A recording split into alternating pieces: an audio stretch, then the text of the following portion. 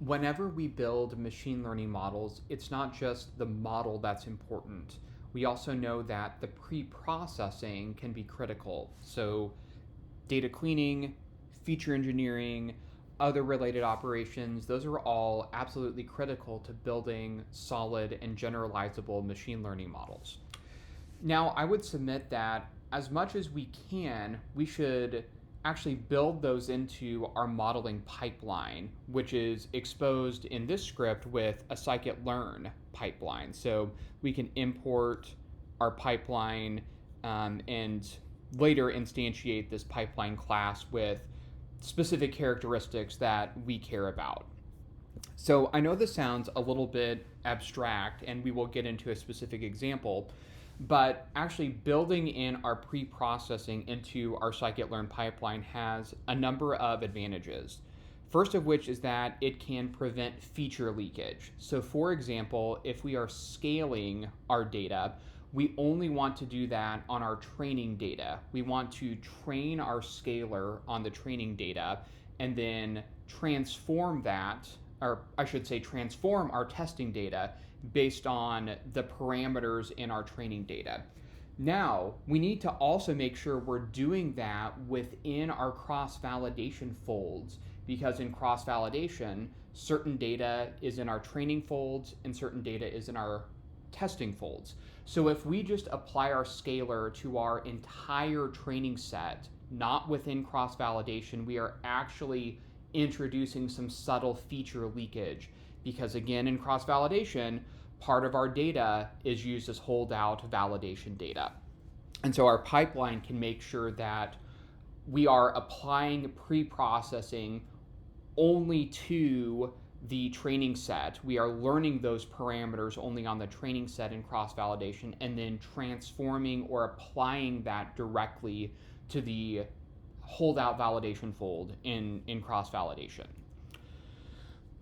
Our our pre-processing can also be pickled together with our estimator, and this will enable us to apply cleaning, wrangling, and prediction in one call. And again, this will be made more concrete with an example, but basically we can save all of our pre-processing together and then apply that more easily, which will help in cases where when we are in production, we need to apply our cleaning, our pre-processing, our wrangling exactly like we did when we were training our data. There can be no differences between those two. Otherwise, we will have leakage issues or generalizability issues. So again, I just generate some synthetic random data, create the train test split, and then in the last video, we talked about hyperopt. So again, I'm just training our model with hyperopt, and in this case, I'm generating a more robust pipeline. So in the past, we actually have used pipelines, but we've only had a model in there. We've not had any pre-processing. So if we look at this get pipeline function, this will take a model, and then it will return a pipeline. So our pipeline has two steps. One is the ability to drop features, and then we apply our model. So you can look more at the FunctionTransformer documentation, but basically this is a way where we can take a Python function and apply it in our scikit-learn pipeline. So this is taking the callable drop features. Validate false basically in this case means that we will just still return our data frame, and then we can pass in our keyword arguments. In this case, we need to pass in features to drop, and thus far, with this kind of simple application, I've just defined this as a global variable, but there would be different ways that we could pass that in should we choose to do so. So this is our pipeline. So this will, again, apply this function, and then it will then apply the model. Basically, again, I know this is a little bit abstract, but with an example, hopefully this is more concrete. So I basically generate the pipeline here, and then we're training our model with our pipeline. So we're not just finding the optimal hyperparameters, we are also ensuring that our pre-processing is applied in the pipeline itself. So I'm just going to run this. This really isn't going to do too much other than produce the pickle file.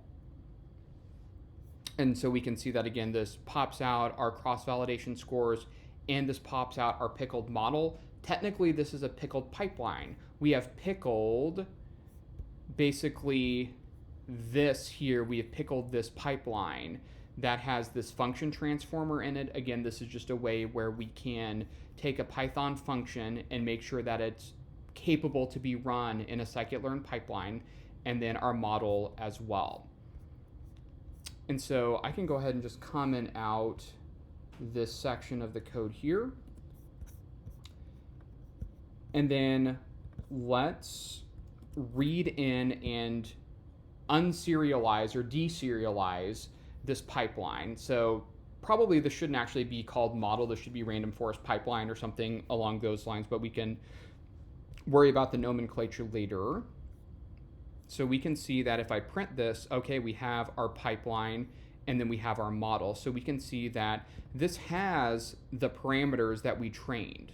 So I'm going to start from the bottom. So we see our model is a random forest classifier with a max depth of 4 and a min samples leaf of 0.009, so on and so forth.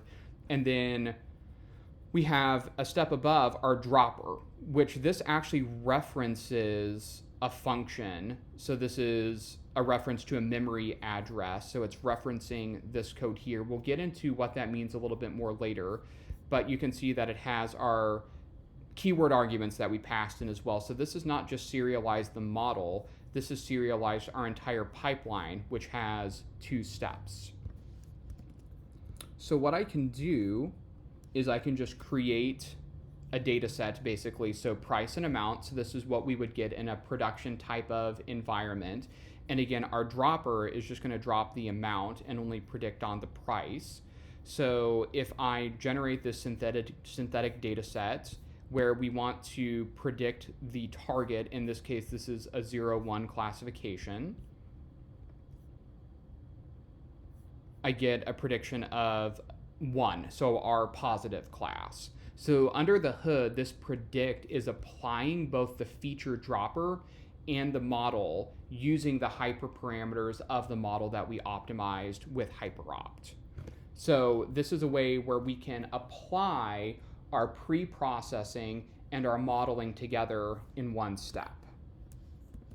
Let's actually break apart this pipeline and see what's happening under the hood. So what I can do is, again, I've just read in the pipeline here. I need to make sure that I'm still generating this synthetic data set here. I'm not setting the random seed on this, so this data set is going to change each time I generate it, which is fine.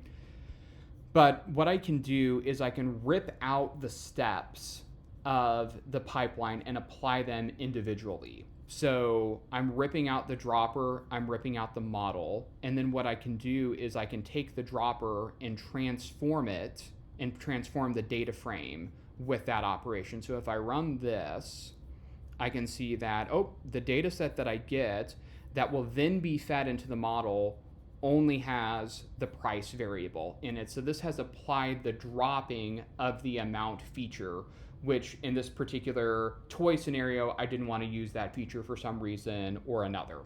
So this is applying that dropping feature. And again, if I just call predict, it applies those steps together in order, in sequence, but for demonstration purposes, I can kind of rip apart the underlying components and show you what's going on. So it's transformed that, and then what I can do separately is I can then do the predict. So if I print this here, so this is applying everything together in one call. This is basically applying everything in the 2 steps to make sure that we get the same thing. So we get 0 as our class. Again, we've applied the price, or pardon me, the amount dropper just to get the price column, so we can see that we've transformed this data set, and then that's what gets fed into the predict on just the model, which is just the random forest classifier, and that predicts the same class label of 0. Now, one thing I want to go back to is that whenever we print this pipeline, we can see that, again, this is referencing a memory address. So this is actually looking up a reference to this code here and running this function here. So it is not serialized the Python code itself. It is serialized a reference to the function itself. So that has the consequence of if I change this function after I have pickled it, it's going to look up the function, see that it's the same address, but it's not going to realize that the code has actually changed a little bit. So let me make this a little bit more concrete by adding a print statement here. So whenever we trained the model, we did not have this print statement in here, but whenever we are running it in quote unquote our production environment after we've serialized the model and then deserialized it, we will see that it's actually going to run this print statement. So we can see that it now says dropper run because we called it twice, once with the all-in call, once with the broken out call. So we have to be careful because we are not actually serializing the code, we are serializing a reference to the code. So if we were to change this function materially, that would also change our pipeline materially. So that's just something important to keep in mind, and can be a little bit of a gotcha. And this can cause specific issues where, it's looking, in this case, this is just a single file, but if we were importing this function from an in-house, or not an in-house library, but a local library, in a directory with an init.py, and if we were to train it with one directory structure and then go to predict with a different directory structure, if we were to move around the code and refactor it, but not keep our pickle file in sync, that could actually break the pipeline. So it's important to run your model in production from the same directory structure as you trained it whenever you have these memory address references in your pipeline. So that can be a little hairy. We're not going to go down that rabbit hole, but I think the pros outweigh the cons of this, to where you can prevent feature leakage, you can pickle everything together, and you can apply your cleaning, wrangling, and prediction in one call. And again, if you just want to take a plain Python function like this and run it in your pipeline, you can just use the FunctionTransformer for this to make sure that you are embedding as much of your pre-processing, cleaning, wrangling in your pipeline as possible. So this is a very complex topic, actually, with some nuances to it.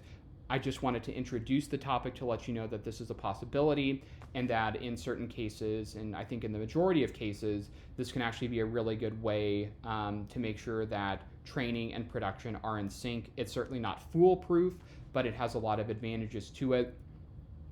This can be a little bit tricky whenever you're dealing with time series data, because obviously with your cross-validation folds, you're doing kind of these time series splits. So actually some of your feature engineering may have to be done outside of the pipeline. In that case, again, that's a little bit of a rabbit hole, but that's a specific case where this type of methodology of embedding your cleaning and feature engineering in a pipeline may not actually work, and you may have to come up with some type of an additional or extra or separate methodology for that. But anyway, just wanted to introduce this topic. It's one that I have found very useful over the years.